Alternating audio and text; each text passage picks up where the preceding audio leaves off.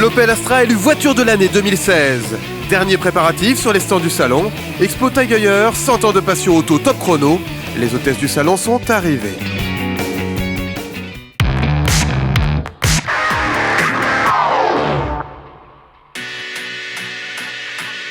L'Opel Astra est élue voiture de l'année 2016 en ouverture du salon de Genève. Une consécration pour Opel qui vient récompenser les efforts de renouvellement de sa gamme. C'était très serré et c'est fantastique de l'emporter face à de tels concurrents. Ça prouve qu'Opel est de retour au premier plan et que les efforts effectués payent. La voiture est un succès également au niveau des ventes. C'est une très grande fierté. Merci au jury et à tous ceux qui se sont investis. La compacte allemande 5e génération, totalement repensée en 2015, a séduit le jury de Car of the Year par sa ligne affinée, son habitacle redessiné et son gain de performance grâce à sa plateforme allégée de 130 kg. C'est une voiture qui a tout ce que peut-être pourrait être une voiture de l'année. Il a des motorisations, il a des designs, des styles, et aussi il y a beaucoup d'espace. Il est léger et il est très spacieux. Il a également un nouveau moteur. Le style est beaucoup plus élaboré. Et il a aussi quelques caractéristiques qui sont rares dans cette catégorie. Cette récompense valide la politique offensive d'Opel qui nous promet 29 nouveaux modèles d'ici 2020. Elle a clairement l'ADN Opel. Ce modèle, c'est l'émotion associée à la technologie et en plus il reste abordable. C'est une voiture qui a sa place dans la société. L'Astra succède à la Passat au palmarès Car of the Year. Elle s'impose devant le SUV Volvo XC90 et le mythique petit roadster Mazda MX-5 qui complète le podium.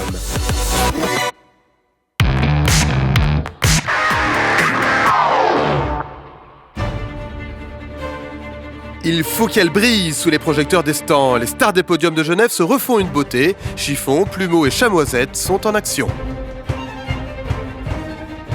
Nous devons faire ça tout le temps et même parfois durant la nuit.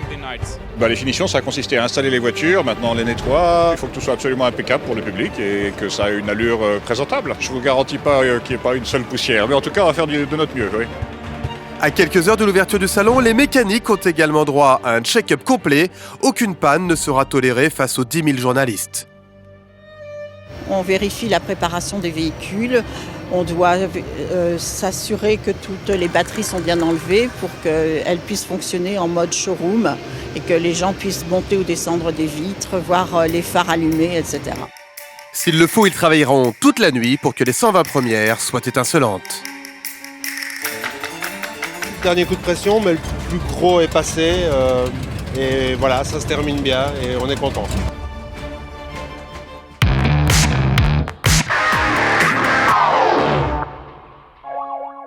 La passion du sport automobile fait partie de l'histoire de l'horloger suisse Tag Heuer. Une exposition spéciale retrace ce lien, 1000 m² dans la halle 3 du Salon de Genève, dédiée à cette course contre le temps.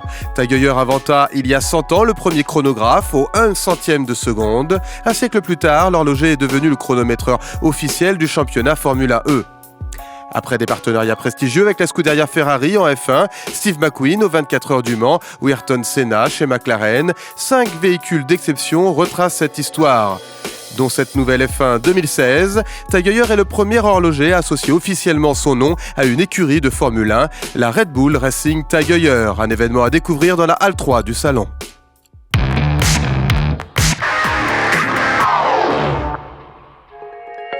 Elles sont arrivées à Genève. Les hôtesses sont l'atout charme du salon pour accueillir les visiteurs.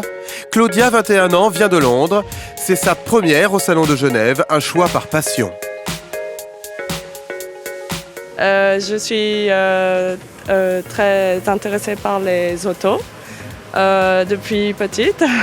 Et c'est parti pour une journée de préparation au rythme marathon. Première étape, le vestiaire et la découverte de sa tenue de travail très spéciale, une veste brodée en ceinture de sécurité. Mais c'est lourd. Oh là là. Puis la visite du stand où Claudia, émerveillée, va devoir sourire des centaines de fois. Plutôt excitée de démarrer le salon. Il y a vraiment de très belles autos et c'est avec plaisir que je vais accueillir le public à Genève. Passage incontournable entre les mains expertes de Lydie pour une séance make-up. On n'est pas dans le too much, on est vraiment dans quelque chose de plutôt fun, de plutôt naturel, qui va avec la voiture, qui est la Golf, donc on adore. Ouais, c'est le bon côté, c'est le moment où on a pas mal aux pieds encore. Et maintenant, on se remplit le cerveau avec des centaines d'informations techniques. Il faut s'y connaître quand même parce que c'est très technique, il y a différents termes, faut pas confondre. C'est quand même bien d'être au point avant les premiers jours du salon, quoi. À demain au salon.